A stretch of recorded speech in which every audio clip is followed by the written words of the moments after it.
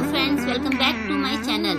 तो जैसा कि लास्ट एपिसोड में हमने देखा था कि कैंप में होंगयुंग और गोयुन के बीच लड़ाई होती है, जिसमें ये चान होंगयुंग की साइड लेता है और ये देखकर गोयुन उन दोनों के रिश्ते पर सवाल उठाती है।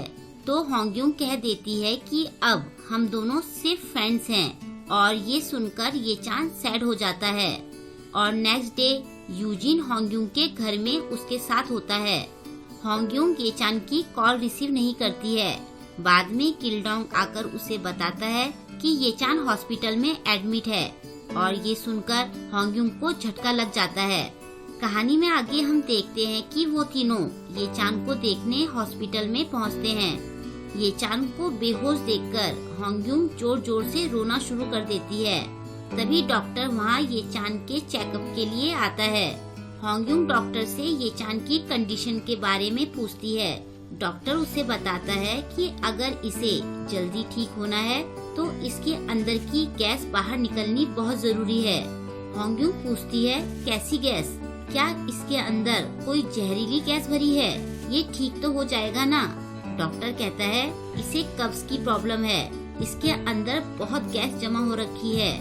ये सुनकर यूजिन कहता है, चलो अच्छा हुआ, ये ज्यादा सीरियस नहीं है। डॉक्टर उन्हें बताता है कि ये बहुत सीरियस है। बहुत सारे लोग इस बीमारी को छोटा समझ लेते हैं। यहाँ आने से पहले इसने बहुत दर्द झेला होगा। फिर वो होंगयुंग से पूछता है कि क्या तुम्हें इस बारे में कुछ नहीं पता था? होंगयुंग चुप रहती है। आगे डॉक्टर कहता है, जब तक इसके ऑपरेशन का घाव ठीक नहीं हो जाता तब तक इसे बहुत दर्द होगा, तो तुम्हें इसका बहुत ध्यान रखना पड़ेगा। बाद में होंगयुंग ये चान की मॉम को कॉल करके सारी बात बताती है। ये चान की मॉम कहती है कि हमें यहाँ फसल की कटाई करनी है, जिसे हम रोक नहीं सकते हैं। फिर वो होंगयुंग से 2 दिनों के लिए ये चान का ध्यान रखने के लिए कहती है। वो कहती है कि 2 दिन बाद हम वहाँ आ जाएंगे। होंगयुंग उनकी बात मान जाती है। यूजिन उनकी ये बातें सुन लेता है। उसके पूछने पर होंगयुंग उसे बताती है कि 2 दिनों तक उसे ये चान की देखभाल करनी होगी। तभी होंगयुंग को गिल्डोंग के रोने की आवाज आती है। वो कहती है, ऐसे तो गिल्डोंग केवल तब रोया था जब वो छोटा बच्चा था। अंदर गिल्डोंग ये चान का हाथ पकड़कर रो रहा होता है।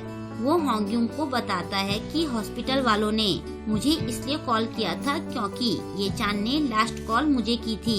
होंगयुंग को याद आता है कि उसने ये चान की कॉल रिसीव नहीं की थी। गिल्डोंग को रोता देखकर होंगयुंग कहती है कि ये चान ठीक हो जाएगा। हमेशा तो तुम बड़ों जैसी बातें करते रहते हो और आज बच्चों जैसे रो रहे हो। फिर वो यूजिन से गिल्डोंग को घर ले जाने के लिए कहती है। यूजिन कहता है कि तुम दोनों घर चले जाओ, मैं यहाँ रुक जाता हूँ। होंगयुंग कहती है, इसकी मॉम ने मुझे इसकी देखभाल करने के लिए कहा है। गिल्डोंग को याद आता है कि ये चान ने जब उसे पहले कॉल की थी तो उसने उसे बताया था कि होंगयुंग घर में यूजिन के साथ स्नैक्स खा रही है। ये चान उसे कहता है कि मैं अभी तुम्हारे घर गेम खेलने आ रहा हूँ, लेकिन गिल्डोंग ने उसे ये कहकर मना कर दिया था कि मैं यूजिन के साथ गेम खेल लूँगा। ये सुनकर ये चान ने उससे पूछा था कि क्या तुम इस टाइम मुझे सपोर्ट नहीं कर सकते हो, लेकिन गिल्डोंग ने उसका साथ नहीं दिया था। ये सब याद करके गिल्डोंग यूजिन से कहता है कि मेरी सिस्टर को यहाँ रुकना चाहिए, आप मुझे घर छोड़ दो। बाद में होंगयुंग बेहोश हुए ये चान से कंप्लेन कर रही होती है। वो कहती है, क्या तुम मुझे पहले बता नहीं सकते थे कि तुम इतने दर्द में हो? तुम हमेशा मेरी परेशानी बढ़ाते रहते हो, जल्दी से ठीक हो जाओ। उसके बाद वो चिप्स के पैकेट फाड़कर खाना शुरू कर देती है। वो बहुत शोर कर रही होती है, तो दूसरी तरफ का पेशेंट उसे शोर करने से मना करता है। उसकी हरकतों से शोर होता देखकर दूसरी तरफ का पेशेंट पर्दा हटाकर उसे घूरता है, तो होंगयुंग अपने चिप्स के सारे पैकेट छुपा देती है। दूसरी तरफ यूजिन घर से होंगयुंग को कॉल करता है, लेकिन होंगयुंग का फोन बंद आता है। वो बार बार होंगयुंग को कॉल कर रहा होता है। होंगयुंग की बातें याद करके वो दोबारा हॉस्पिटल जाने के लिए निकलता है। हॉस्पिटल में ये चान के पास बैठे बैठे होंगयुंग बहुत थक जाती है। उसे नींद के झटके भी लग रहे होते हैं। आधी रात को जब ये चान को होश आता है तो वो देखता है कि होंगयुंग उसके बगल में सो रही है। उसे लगता है कि ये सब एक ड्रीम है। वो उसे छूकर देखता है। वो कहता है ये तो सच में यहाँ है। वो बड़े प्यार से उसका हाथ पकड़ता है। उसे देखकर वो कहता है अब तुम कभी मत जाना। फिर वो उसके हाथ में किस करता है। नेक्स्ट मॉर्निंग होंगयुंग की आवाज से उसकी नींद खुलती है। उसके सामने होंगयुंग उसका अंडरवियर लहराते हुए उसे वो बदलने के लिए कह रही होती है। वो हैरान होकर उठने की कोशिश करता है तो उसकी चोट में दर्द होने लगता है। होंगयुंग उसे कहती है देखो मैं तुम्हारे घर जाकर तुम्हारे लिए अलग अलग कलर के अंडरवियर लेकर आई हूँ।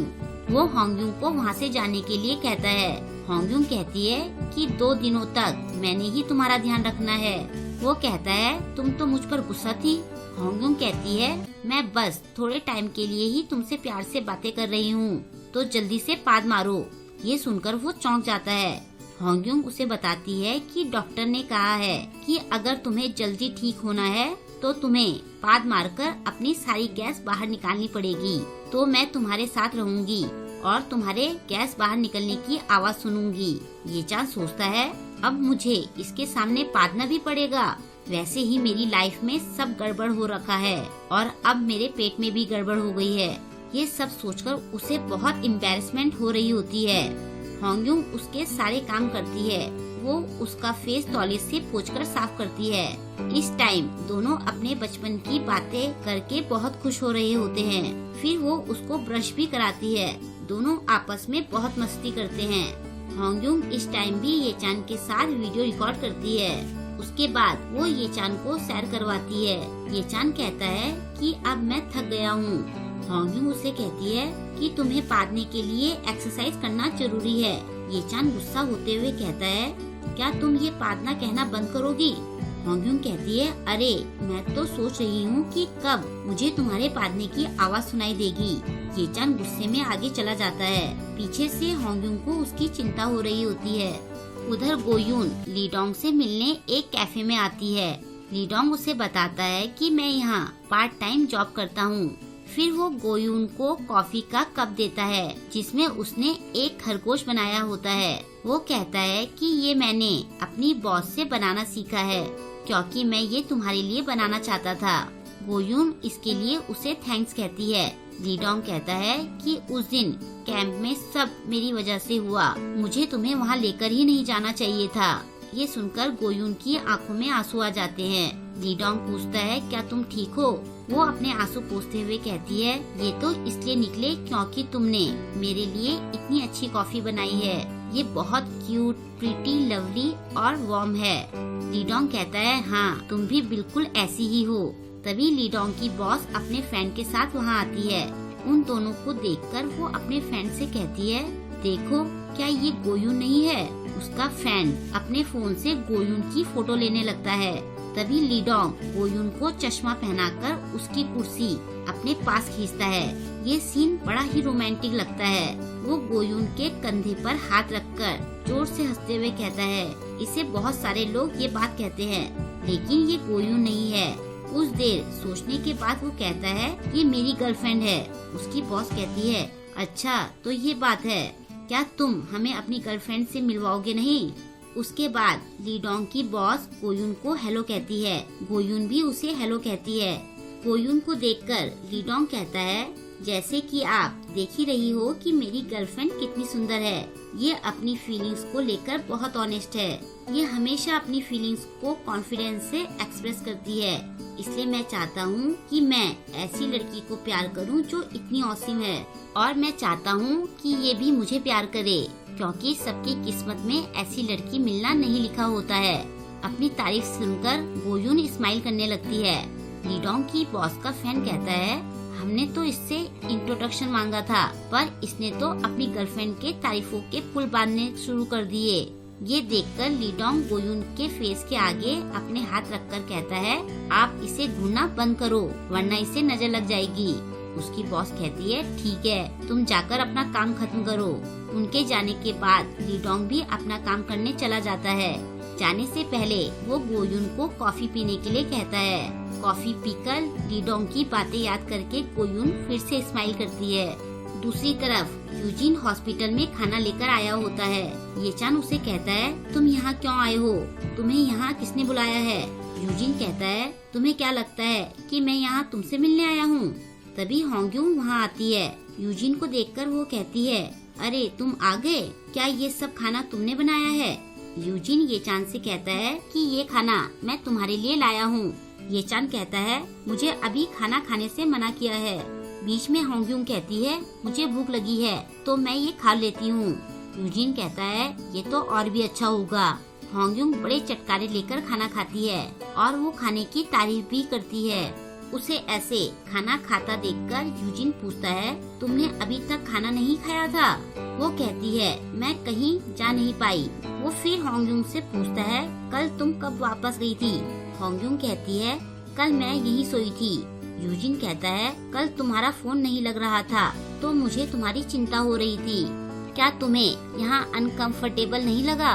वो कहती है, मुझे थोड़ा अनकंफर्टेबल तो लगा था, लेकिन मैं कर भी क्या सकती थी। ये सुनकर ये चान कहता है, तुमने मुझे पहले ये बात क्यों नहीं बताई? मैं आज अकेले सो जाऊंगा तो तुम जा सकती हो। ऐसा कहते ही ये चान के पेट में गैस बननी शुरू हो जाती है। वो गैस रोकने की पूरी कोशिश करता है। वो बड़े ही फनी एक्सप्रेशन बना रहा होता है। उसके एक्सप्रेशन देखकर होंग्यूंग पूछती है, तुम्हें क्या हुआ? ये चान कंट्रोल करने की पूरी कोशिश करता है, लेकिन वो बहुत तेज आवाज में पाद मार देता है। ये देखकर यूजिन की हंसी निकल जाती है और फिर वो अपनी नाक बंद करता है। होंग्यूंग चिल्ला चिल्ला कर सबको बताती है कि इसकी गैस निकल गई है। वहाँ पर डॉक्टर और कुछ पेशेंट आकर तालियां बजाने लगते हैं और होंग्यूंग तो ऐसे सेलिब्रेट करती है जैसे कि वो किसी की बर्थडे पार्टी सेलिब्रेट कर रही है। ये चान का शर्म से बुरा हाल हो रहा होता है। बाद में होंग्यूंग वहाँ से जा रही होती है। वो ये चान से ध्यान रखने के लिए कहती है। ये चान उसे कहता है कि मेरी वजह से तुम्हें काफी परेशानी झेलनी पड़ी है, अब तुम जाकर आराम करो। वो पूछती है, क्या मैं सच में चली जाऊँ? तो वो चुप रहता है। फिर वो बाहर जाती है तो यूजिन उसका वेट कर रहा होता है। जब वो दोनों जाने लगते हैं तो होंग्यूंग गोयुन को ये चान के वार्ड में जाते हुए देखती है। उसे वहाँ देखकर वो सैड हो जाती है। उसे ऐसा देखकर यूजिन कहता है, अगर तुम्हें ये चान से कुछ पूछना है तो तुम्हें उससे पूछ लेना चाहिए। गोयुन को अंदर जाता देखकर तुम्हें फिक्र होने लगी है। बिना सोचे समझे किसी नतीजे पर मत पहुँचो और ये चान से फेस टू फेस सारी बातें क्लियर करो। वो पूछती है, तुम्हें ये सब कैसे पता चला? वो कहता है, क्योंकि मुझे भी तुम्हारी फिक्र है। यूजिन ने होंग्यूंग को ये चान के साथ बेड पर सोते हुए देख लिया था। आगे वो कहता है, मुझे बहुत जेलिसी फील हो रही थी। मेरा सारा ध्यान बस तुम पर ही था। पिछले 2 दिन मैंने बहुत सहन कर लिया है। अगर तुम उससे नहीं पूछना चाहती हो तो उसके बारे में सोचना बंद कर दो और चलो यहाँ से। और ऐसा कहकर वो होंग्यूंग का हाथ पकड़कर वहाँ से ले जाता है। वहाँ से जाते हुए होंग्यूंग सोचती है, अब मुझे पता चल गया है कि मुझे क्या करना है। उसके बाद ये चान होंग्यूंग का बनाया वीडियो देखकर खुश हो रहा होता है। तभी उसके रूम का पेशेंट आकर पूछता है कि क्या वो हल्ला करने वाली लड़की चली गई? ये चान उसे बताता है कि होंग्यूंग चली गई है। वो कहता है कि मुझे लगा कि उसे यहाँ रुकने में परेशानी हो रही है तो मैंने उसे जाने के लिए कह दिया। वो पेशेंट कहता है, मुझे ज्यादा परेशानी हो रही थी, तुम तो बेहोश थे। तुम्हारी सर्जरी के बाद वो आई और जोर जोर से रोना शुरू कर दिया। उसने सारा हॉस्पिटल सर पर उठा लिया था और रात को वो कभी चिप्स खाकर तो कभी इधर उधर टहलकर हल्ला करती रही। उसकी वजह से मैं सो नहीं पाया, लेकिन मुझे पता है कि उसे तुम्हारी चिंता थी तो ऐसा हो जाता है। तुम्हारी गर्लफ्रेंड सच में बहुत खतरनाक है। ये चान कहता है, वो मेरी गर्लफ्रेंड नहीं है, वो बस मेरा क्रश है। वो पेशेंट कहता है, ओह ऐसी बात है, मुझे तो लगता है कि वो तुम्हें बहुत पसंद करती है, लेकिन वो बहुत हल्ला करती है।